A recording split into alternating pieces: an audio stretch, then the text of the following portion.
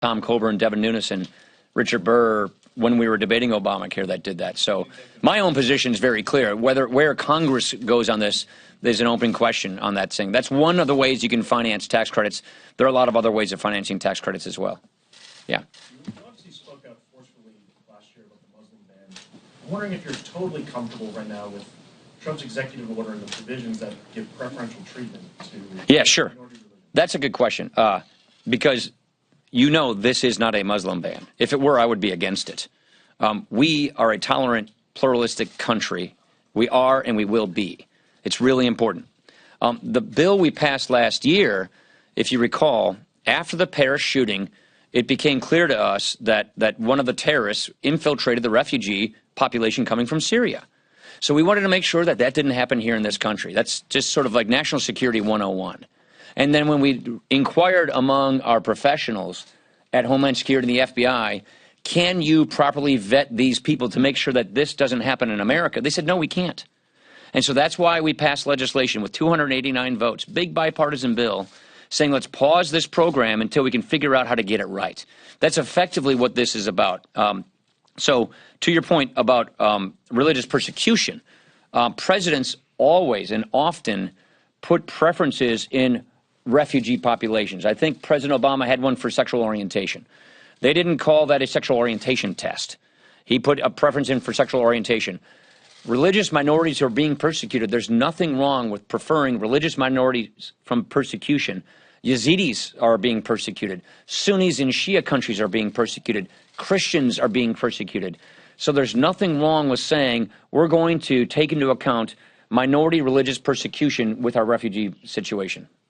Chad. Thank you, Mr. Speaker. What about, though, and this alludes to the question about Australia, deals with the question here with the executive order, what about the perception overseas? And do you have concerns? Yeah, no, of course I do. Of course I do. I think people say he did get into the grill of the Australian Prime Minister. I think, well, like I said, I didn't even read the transcript, so I can't speak to the president's. Perception is, even if that's not true, there's a perception. But I do think that there is a perception issue, and I think this loose rhetoric that suggests that this is a religious test or a Muslim ban is wrong because it furthers that perception, because this is not that.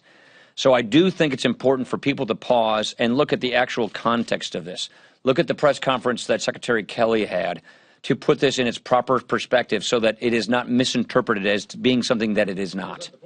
To have that press conference, that he had to meet I said this on Tuesday. I think the rollout could have been done a lot better.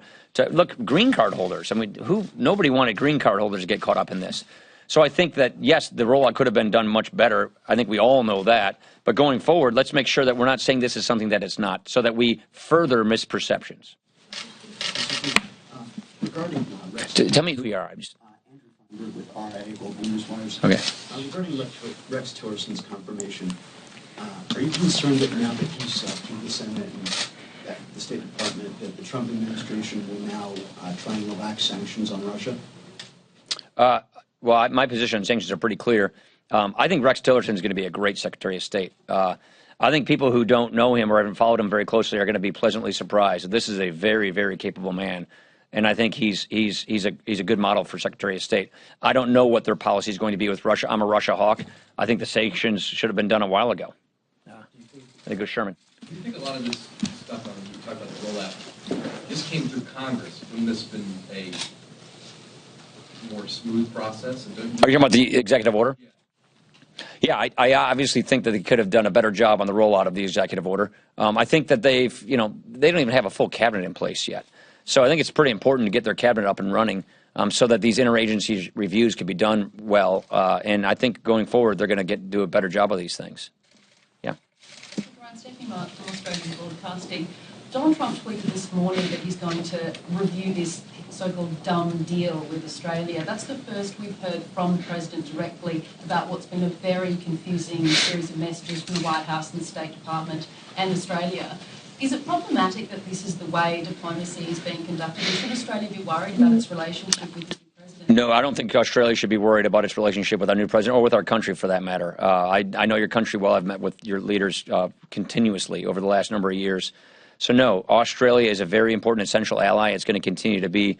You haven't maybe been to many press conferences. I typically don't quote or comment on the tweet of the hour. So, Last question. Laura. No, Laura, Wall Street Journal, sorry. I would be in favor of additional sanctions on Iran. I think I'd like to put as much toothpaste back in the tube as possible. I think the last administration appeased Iran far too much. I think they went too far with Iran, and I think as a result, Iran is far more activist than it otherwise would be. Iran, don't forget, is the largest, greatest sponsor of terrorism in the world, the biggest state sponsor of terrorism in the world.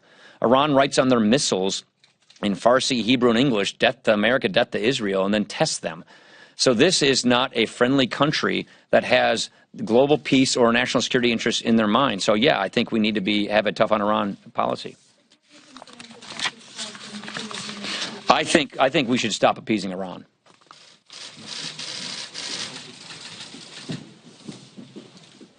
Again, that was House Speaker Paul Ryan taking questions, including one regarding additional sanctions against Iran. This comes, of course, in light perhaps of Donald Trump's tweet about the Iranian nuclear deal today, very critical of that deal, saying he'd like to put the speaker as much toothpaste back into the tube as it regarded Iran, saying that he would like to not appease Iran, something he said the last administration did, although he was also asked by an Australian reporter about Donald Trump's recent reported dealings with the Prime Minister of Australia. He did suggest that it's not his policy to comment on the tweet of the hour.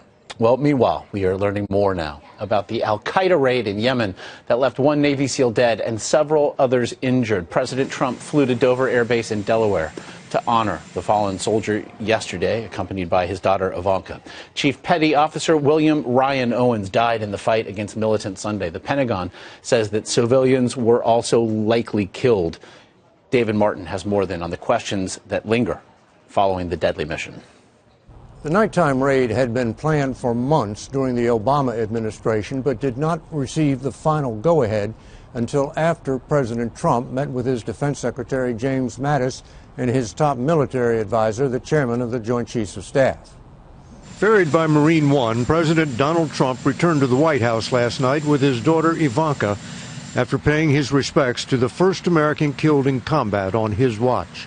Very sad, very beautiful. Ryan, a great man.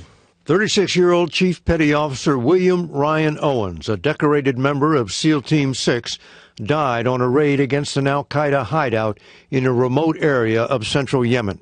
U.S. forces targeted a compound where they hoped to capture cell phones and laptops that would lead them to other al-Qaeda operatives in the Arabian Peninsula. But it turned into a tougher-than-expected firefight when the Pentagon says armed militants, including a number of women, took defensive positions and shot at the commandos, pinning them down. The SEALs called in an airstrike on the house they were taking fire from. 14 al-Qaeda operatives died, according to the Defense Department, which concluded regrettably that civilian non-combatants were likely killed, and the dead may include children.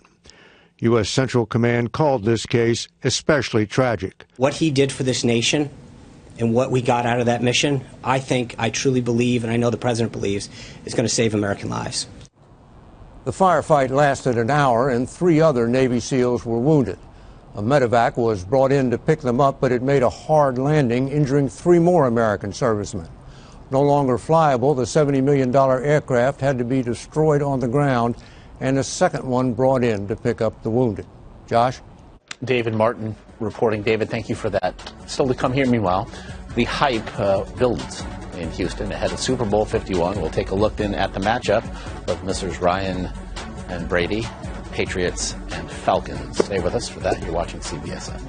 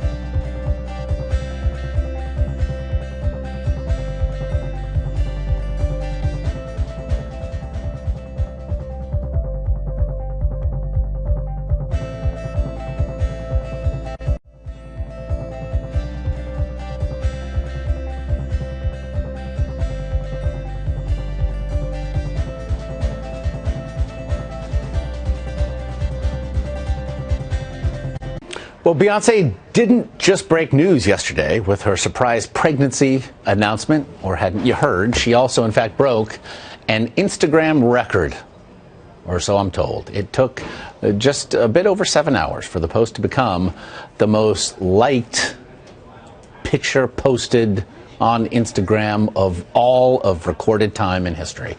She currently has more than 8 million likes and counting. This post then surpasses the previous record holder. Of course, you knew this as well, Selena Gomez. You'll recall this 2016 Instagram photo, which millions in fact of you liked. 6.3 plus of you in fact liked. Well, we do want to bring you to the White House, where moments ago Donald Trump met with a bipartisan group of lawmakers to discuss one of the cornerstones of his campaign. That would be tax reform, flanked, as you saw there, by the vice president, along with his pick for Commerce Secretary, Wilbur Ross. Let's take a look and listen. In the term NAFTA, you know what the F is for, right? Yeah. Free and fair trade. Not just free trade, free and fair trade. Because it's very unfair. So all of the statutory guidelines we're adhering to, I would like to speed it up if possible. You're the folks that can do it, Senator, so important. And we will make great trade deals, and we will have something that will, I don't care if it's a renovation of NAFTA or a brand new NAFTA, but we do have to make it fair, and it's very unfair to the American worker and very, very unfair to companies that do business in this country. That's why they're leaving, one of the many reasons, including the taxes are too high. We're going to take care of that also. You all know Wilbur Ross, who's one of the great people of Wall Street, and he's going to be representing us in negotiations along with a lot of other great people. So we've really assembled tremendous talent, some of the best in the world. Carl Icahn called me, he said, "I can't believe you got Wilbur." Wilbur on Wall Street is just known as Wilbur. And he's one of the greats, and he's fair, and he's fair to other countries. He will be fair to other countries, and I think we're going to have a whole new picture by the time we're finished. So I just want to thank the four of you for being here. We're starting the process, and I think it's going to be a tremendous thing for our country, for the workers, and for our companies that employ the workers. And thank you all for being here. Okay. Thank you. Mr. President, any advice on telling your colleagues of Australia?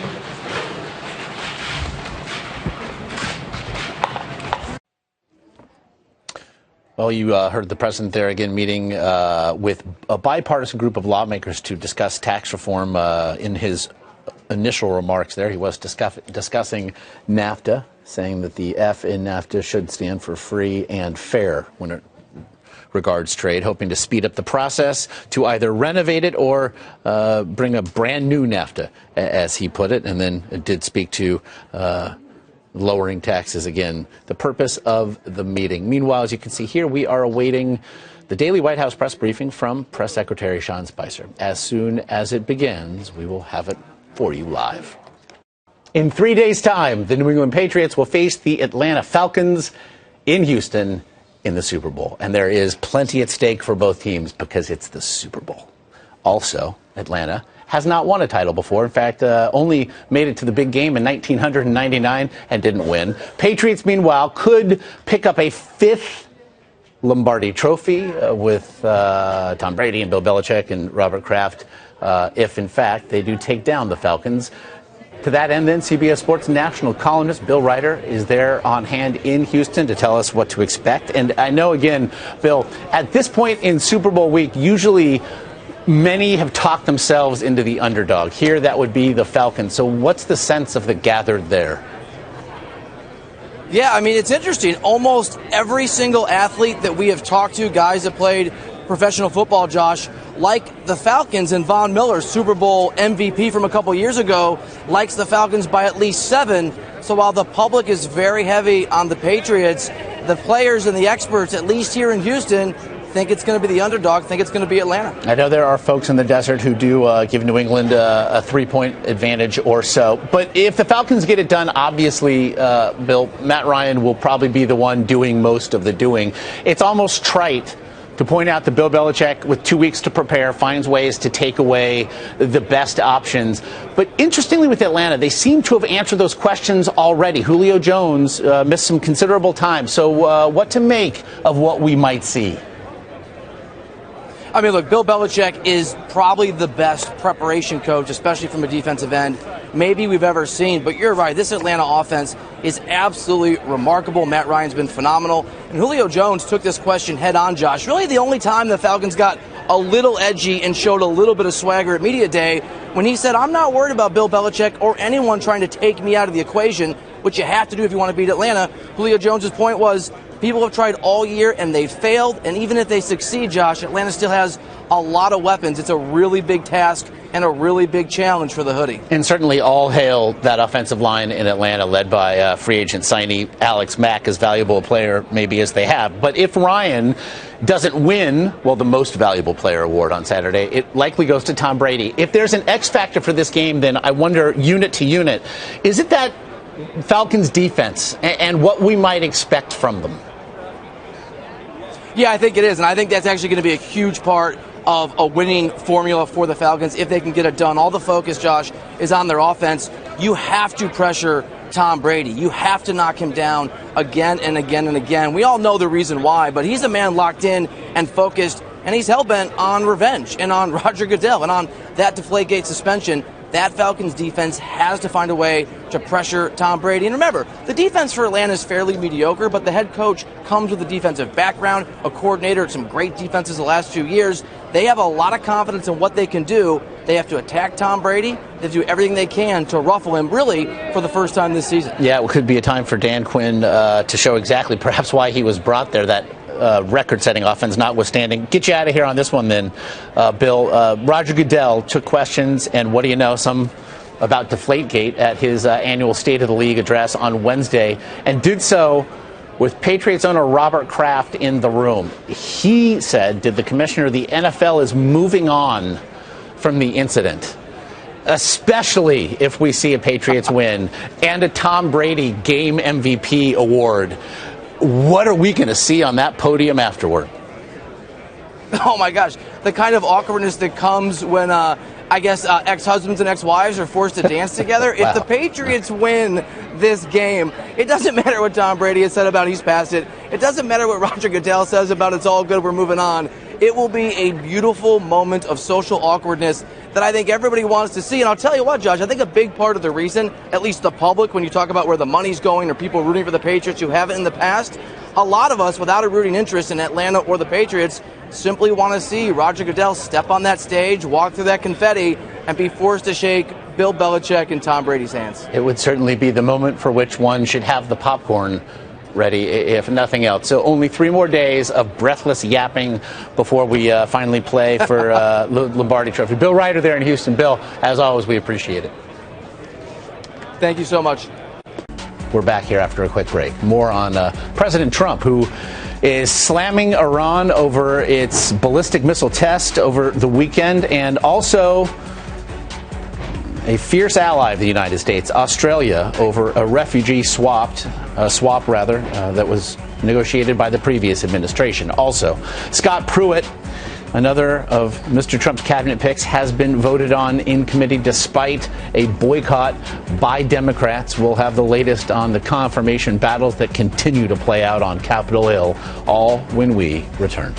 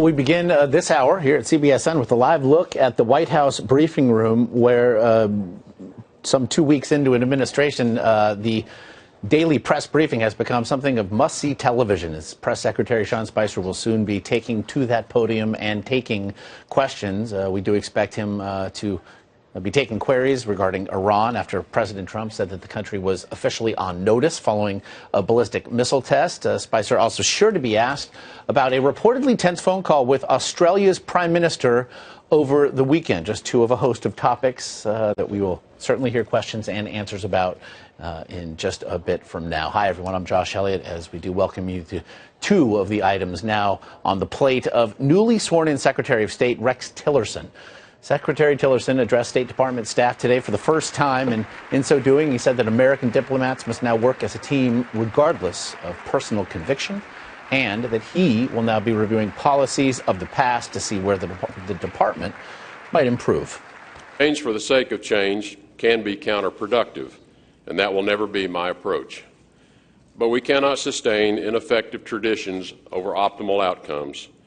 I will gather information on what processes should be reformed and do my part to make sure we are functioning in the most productive and efficient way possible. Regardless of the circumstances shaping our country or our department, we must all remain focused on the mission at hand before us. I remind you that our undertakings are larger than ourselves or our personal careers. I would certainly like to speak to someone about this, and what do you know? Michael Graham, creative director at Media DC, good enough to join me now from Washington.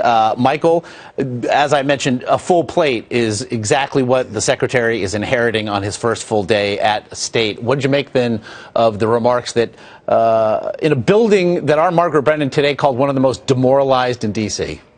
Well, there are a lot of people who look at the performance of that building the past 8 years and would wonder what the folks would be moralized about. But watching Secretary of State Tillerson now speaking, I thought of the clip you just played a few minutes ago of Vice President Pence saying, Donald Trump is the one man in charge in the White House. And you could kind of feel the shudder of Americans going, really? Just him? No, no, no. We want Rex Tillersons. We want these, steady hand on the till, kind of boring, business as usual guys. And I think that's what inspires confidence in Tillerson from people who have some questions about his lack of experience. There had been reporting that men, perhaps of whom you speak, were upset at the travel ban that was executed this past weekend, right, perhaps not being in the loop until the very last. The remarks then from Secretary Tillerson also came in the wake of the president's warning via his preferred medium for Iran when he told the country that it is officially on notice in the wake of that missile test over the weekend. What do you think he means?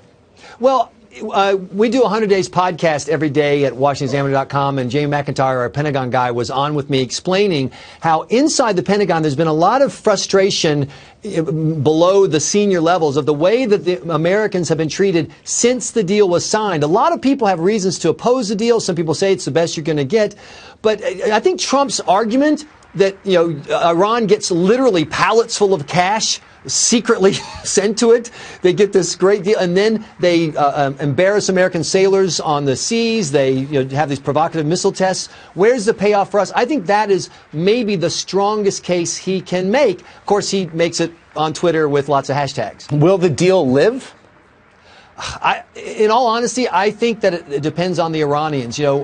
Before he was even talked about being Secretary of Defense, General Mattis said, essentially, this is the deal that we've planned for. This is the deal that the geopolitical reality has grown up around. We can't just walk away from the deal. But it's also the case that people around President Trump, including General Flynn, who came out yesterday and made that statement, are saying the least we can do is enforce the elements of the deal, make the Iranians live by it. And I think you could argue that what the Iranians are doing already is testing how tight those reins are going to be. And let's say that they do something that is indisputably a violation of the deal.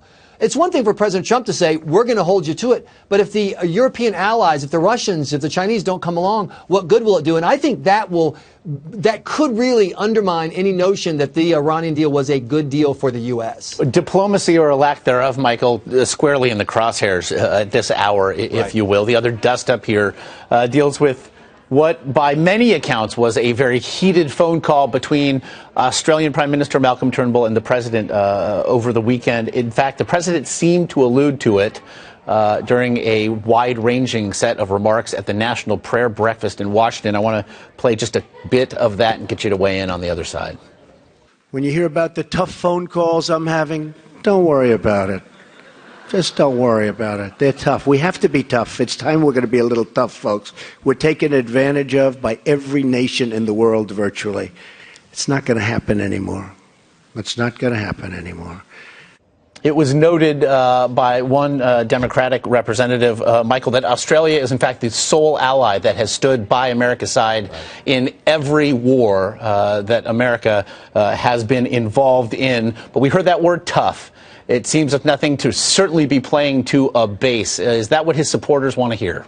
Absolutely, and not just the ones who are still mad about Crocodile Dundee 2 going to L.A. They're still upset about that. But no, seriously, I mean, I think it's important to put Trump in context. If you just said, starting from scratch, here's President Trump yelling at one of our staunchest allies, that seems crazy. But if you say, here's President Trump, who was handed a deal from the Obama administration that deals with people coming to the U.S. from Iran and Iraq, which is an issue, however you feel about that, and he doesn't like the deal, and instead of bowing to the foreign leader or talking about how every country thinks it's unique, just like America does, he says, no, I don't like the deal. I told him it was a dumb deal. There are a lot of people for whom that resonates as far as the tone about how America is going to go forward. If you think that American weakness resulted in the rise of ISIS and the collapse in Syria, then hearing Donald Trump talking tough, even if it is somebody that that we should like, that's got some appeal. But that's a big but, Michael. I mean, if there are many for whom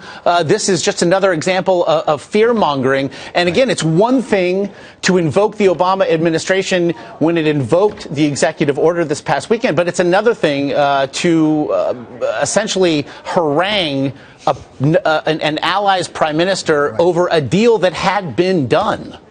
And this is the challenge with trying to move forward with President Trump. Is on the one hand, you see many people see a real problem. The Weekly Standard has written about it. America trying to lead from behind has had a lot of bad results. We think, to be more aggressive, to do more to reward Western values and uphold Western values. On the other hand, if the guy who's doing the toughness is also kind of a jerk, he's kind of a jerk. And so with Trump, either you have to take the good with the bad, or you have to be miserable for at least the next 4 years. Okay. Well, then that really puts this one on a tee for me as I do let you go here. But I want to ask, you're a great follow on Twitter, need be said. Tweet you sent out today, and it reads, and I quote, "I'm celebrating the good, Gorsuch, Mattis, and shaking my head over the bad, Bannon, trade, general insanity."